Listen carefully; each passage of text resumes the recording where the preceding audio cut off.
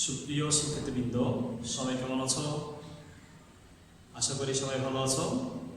সীতাকুণ্ড বালিকা উচ্চ বিদ্যালয়ের অনলাইন ক্লাসের পক্ষ থেকে সবাইকে স্বাগত জানাচ্ছি। আমি হিমেল শর্মা, সহকারী শিক্ষক, ব্যবসা শিক্ষা, সীতাকুণ্ড বালিকা উচ্চ বিদ্যালয়।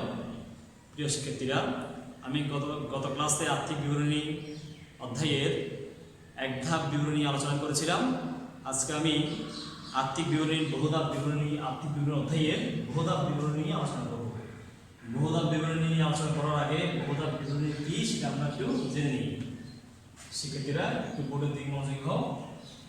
ব্যবসায়িক প্রতিষ্ঠানে যে আর্থিক বিবরণীতে আয় ও ব্যয়কে বিভিন্ন ধাপে শ্রেণীবিন্যাস করে পৃথক শিরোনামের অধীনে লিপিবদ্ধ করে নির্দিষ্ট হিসাবকাল শেষে নিট লাভ বা ক্ষতি নিরূপণ করা হয়, তাকে বহুধাপ বা বিশদ আয় বিবরণী বলে।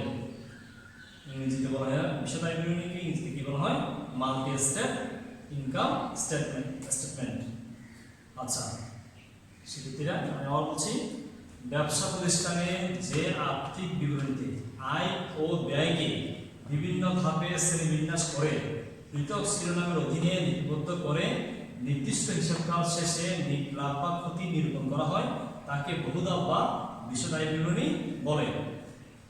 এবার আসল শিক্ষার্থীরা, আমরা বহুধাপ বিবরণীর ছক এবং কি কি হিসাব বহুধাপ বিবরণীতে আসে আমরা একটু দেখে নিই।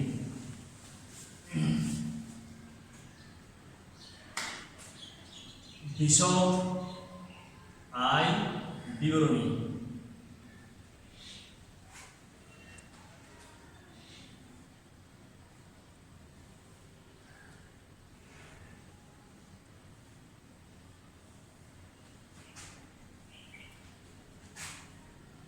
বিবরণ টাকা তিনটা টাকার কলাম, টাকার কলাম করলাম, ঠিক আছে। প্রথম কলমটি হবে সমন্বয় কলাম, সমন্বয় থেকে কাজ করে এরকম কাজ সেকেন্ড কলাম বসাবো এবং ফাইনালি আমরা শেষ কলামে যোগ বিয়োগ করে এখানে কি শেষ কলামে কি বলবো আমরা? জেড টানবো, ঠিক আছে। তাহলে একটু দেখে নিই। প্রথম আসবে বিক্রয়। বিক্রয়টাকে আমরা সেকেন্ড কলামে লিখবো, সেখান থেকে আমরা বাদ দিব বিক্রয় ফেরত। কি বাদ দিব? বিক্রয় ফেরত। বিক্রয় ফেরত, তারপর বাদ দিব বিক্রয় বাট্টা। বিক্রয় বাট্টা বাদ যাবে।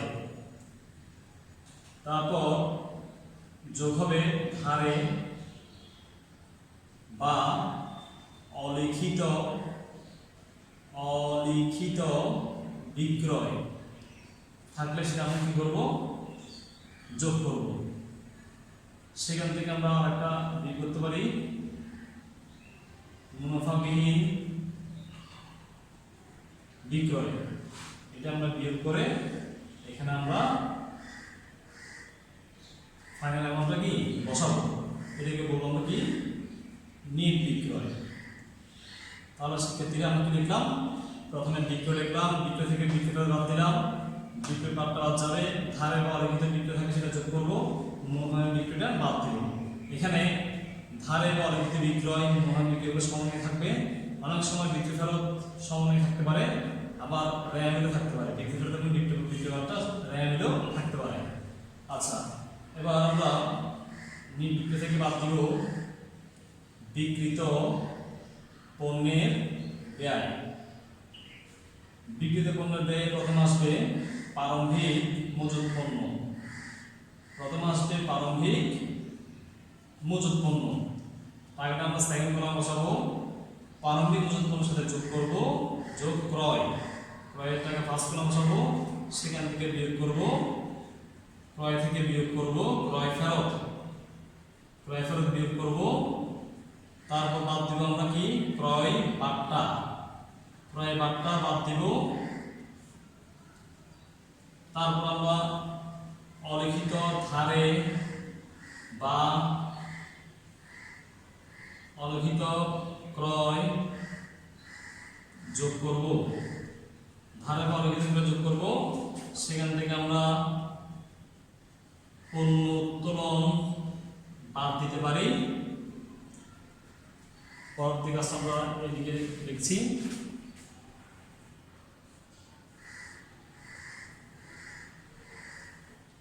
তারপর আমরা উত্তরটা আগে বসালাম। এখান থেকে বাদ দিতে পারি ক্রয় থেকে আমরা ক্রয় ফেরত বাদ দিলাম, ক্রয় ফেরত বাদ দিলাম, ধারে ব্যবহৃত ক্রয় যোগ করলাম, পণ্য উত্তোলন বাদ দিলাম। তারপর আমরা বিয়োগ করতে পারি আবার পণ্য বিতরণ আমরা বিয়োগ করতে পারি। সেখান থেকে আমরা মুনাফাবিহীন বিক্রয় বিয়োগ করতে পারি। বিয়োগ করলে আমার নিট ক্রয় আসবে কত? তখন নিট ক্রয়, নিট ক্রয়। তারপর তার সাথে যোগ করতে পারি প্রত্যক্ষ খরচ সমূহ। এখানে আসতে পারে শিক্ষার্থীরা মজুরি, মজুরি। তারপর আসতে পারে ডক চার্জ, তারপর আসতে পারে আমদানি শুল্ক, তারপর আসতে পারে ক্রয় পরিবহন। মজুরি, ডক চার্জ, আমদানি শুল্ক, ক্রয় পরিবহন, এই প্রত্যেক খরচসমূহ যোগ করে যোগফলটা আমরা সেকেন্ড কলামে লিখব। এখন শিক্ষার্থীরা একটু দেখো, প্রারম্ভিক মজুত পণ্যের শেষ ব্যালেন্স, নিট ক্রয়ের শেষ ব্যালেন্স এবং প্রত্যক্ষ করের শেষ ব্যালেন্স, তিনটা যোগফল আমরা সেকেন্ড কলামে বসাবো। তারপর দেখো এই সেকেন্ড কলামের এই যোগফল থেকে বিয়োগ করব মাইনাস সমাপনী মজুত পণ্য। সমাপনী মজুত পণ্য বিয়োগ করব, বিয়োগ করলে একটা অ্যামাউন্ট আসবে, অ্যামাউন্ট আমরা থার্ড কলামে লিখব। এবং এই নিট বিক্রয় থেকে আমাদের এই বিক্রিত পণ্যের ব্যয়ের যোগফলটা কি করব? বিয়োগ করলে আমাদের কি আসবে? মোট লাভ আসবে। কি আসবে শিক্ষার্থীরা? মোট লাভ। আশা করি তোমরা মোট লাভ পর্যন্ত বুঝতে পেরেছ। অবশ্যই খাতা করে নিবে। মোট লাভের পরবর্তী কাজ হলো সেখান থেকে আমরা পরিচালন ব্যয়গুলো বাদ দিব। পরিচালন ব্যয়ের মধ্যে কি কি আসতে পারে?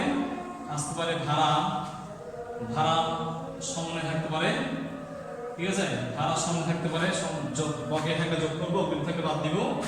তারপর থাকতে পারে বেতন, সেম কাজ, যোগ থাকলে বকেয়া থাকলে যোগ করবো, অগ্রিম থাকলে বাদ দিব। তারপর থাকতে পারে কি বিক্রয় পরিবহন, বিক্রয় পরিবহন। তারপর থাকতে পারে প্রদত্ত বার্তা, প্রদত্ত বার্তা থাকতে পারে।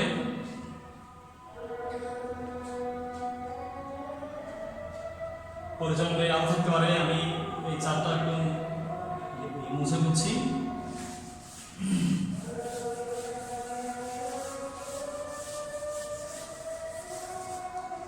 তাহলে সেক্ষেত্রে দেখো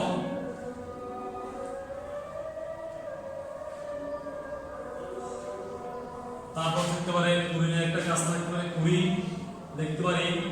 প্রথমে লিখব পুরাতন, পুরাতন কুড়ি বা পুরাতন অনাদায়ী দেনা, পুরাতন অনাদায়ী দেনা টাকা বসালাম। তার সাথে আমরা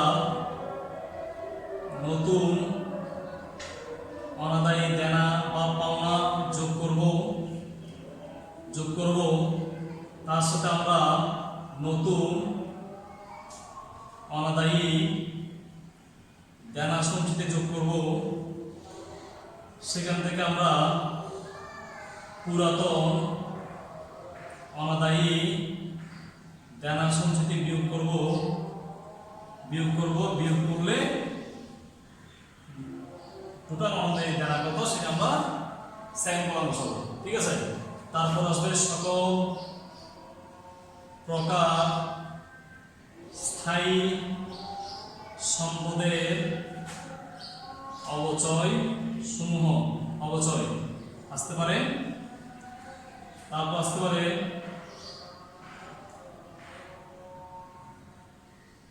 চলতি সম্পদের অবলোপন, চলতি সম্পদের অবলোপন। অথবা আমরা এটা এভাবে লিখতে পারি, সম্পদের অবলোপন লিখলেও চলবে। সম্পদের অবলম্বন, যেমন ইজারা সম্পত্তির অবলম্বন, সুনামের অবলম্বন, এগুলো এখানে আসতে পারে, এখানে আসবে।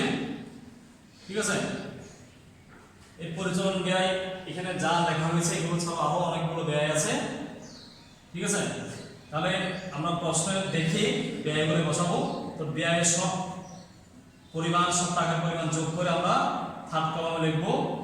তাহলে এই মোট লাভ থেকে পরিচালন ব্যয় বিয়োগ করব। পরিচালন ব্যয় বিয়োগ করলে কি আসবে? পরিচালন মুনাফা। কি আসবে শিক্ষার্থীরা? পরিচালন মুনাফা। তার সাথে আমরা যোগ করতে পারি যোগ অন্যান্য আয়। অন্যান্য কি আসতে পারে? বার্তা প্রাপ্তি, কমিশন প্রাপ্তি, উত্তোলনের সুদ, এই টাকাগুলো আসবে, এই ফিগারগুলো আসবে। এছাড়া আরো প্রাপ্তি, আরো অন্যান্য আয় রয়েছে। ঠিক আছে, তাহলে এই আয়গুলো যোগ করে আমরা থার্ড কলামে বসাবো। তারপর যোগফলটা বের করবো, মোট আয় হয়ে গেল। সেখান থেকে আমরা বিয়োগ করবো আবার অন্যান্য ব্যয় সমূহ। এখানে লিখবো আয় সমূহ, আয় সমূহ। তার অন্যান্য ব্যয় সমূহ কি আসতে পারে? এখানে আসতে পারে মূলধনের সুদ, মূলধনের সুদ আসতে পারে। তারপর আসতে পারে